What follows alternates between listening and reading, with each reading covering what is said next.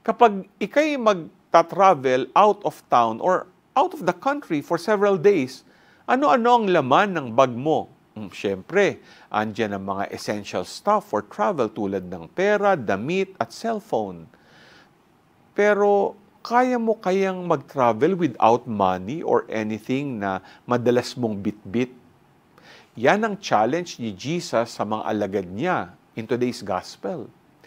Inutusan niya sila na huwag magdadala ng anumang bagay sa paglalakbay kundi tungkod lamang.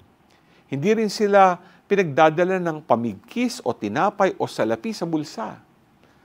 Pero syempre, we don't take that literally. We still need to have with us essential things when we are away from home. Ang wisdom na maaari nating makuha sa challenge na ito ni Jesus is to travel with Him. When we travel with God, kahit saan pa tayo pumunta, kahit hindi tayo sigurado sa pupuntahan natin, basta kasama natin ang Diyos sa paglalakbay natin, He will protect, provide, and guide. Along the way, mawala man ang mga bagay na bitbit mo, basta you are still with God on your journey, hindi ka mapapahamak. G ka ba on your next travel with God?